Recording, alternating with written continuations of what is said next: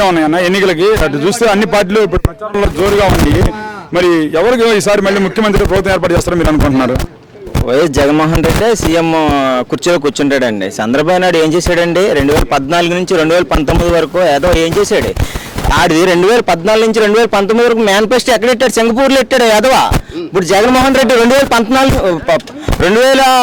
నుంచి 2024 వరకు ప్రజల మీద కట్టాడు సంక్షేమ పథకాలు అన్నీనే.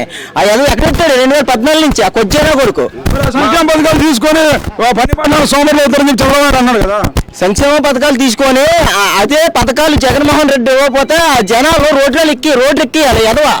ఈ యాదవ ఈ ప్రజలకు ఇవ్వకపోయి మళ్ళీ ఈ సంక్షేమ పథకాలు జగన్మోహన్ రెడ్డి ప్రజలకు ఇస్తున్నారని చెప్పి మళ్ళీ సోమవారపల్లి చేస్తున్నారని అన్నాడు సీఎంని.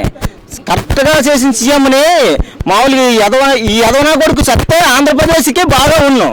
నిజంగా చంద్రబాబు నాయుడు అన్నవాడు చచ్చిపోతే ఆంధ్రప్రదేశ్కి కరెక్ట్గా ఉన్నాం. ఎందుకు జగన్ రేపు చంపితే ఏమవుతుందని మాట్లాడుతున్నాడు చంద్రబాబు నాయుడు? జగన్ చంపాలంటే మమ్మల్ని ఆంధ్రప్రదేశ్ని టచ్ చేయాలి యాదవా. జగన్ చంపాలంటే ఆంధ్రప్రదేశ్ని టచ్ చేయాలి యాదవా. ఇప్పుడు పవన్ కళ్యాణ్ వచ్చాడు ఎక్కడికి? పిఠాపురం నియోజకవర్గానికి. లోకల్ లీడర్ ఎవరు? వంగా గీత గారు. ఇప్పుడు ఉప్పాడండి మాది. ఉప్పాడులోను fishing harbour Jaganmohan Reddy 75%, 75% already fishing harbour పూర్తయిపోయిందండి. ఆడు ఫిషింగ్ హార్బర్ నరేంద్ర మోదీ దగ్గర నుంచి తెచ్చాడు. ఆడు దొంగనే పుట్టాడు కదా. నరేంద్ర మోదీ దొంగతో పవన్ కళ్యాణ్ పుట్టాడు. ఆ రకంగా 500 కోట్లు నిధులు తెస్తాడంట. ఒక ఎమ్మెల్యేగా ఉండి 500 కోట్లు నిధులు తెస్తాడు. ఎంపీకి ఉన్నది సత్తా తెచ్చి, కేంద్రం నుంచి సత్తా తెచ్చిది ఎంపీకి ఉంది.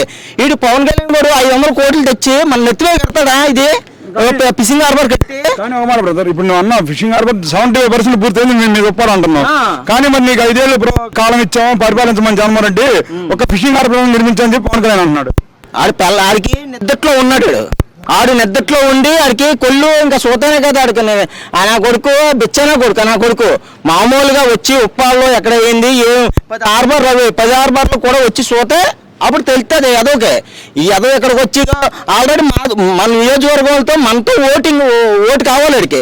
అయినా ఇప్పుడు ఊర్లో లేకుండా హైదరాబాద్ దెంగేశాడు. ఒక్కొక్కరిని పంపుతూ ఉంటే ఎవరిని ఓట్లు వేస్తారు ఏంటండి?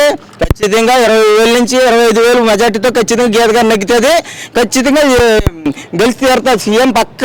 సీఎం జగన్మోహన్ రెడ్డి వీళ్ళందరికీ ఎలాగైనా దొరుకులే వీళ్ళందరికీ.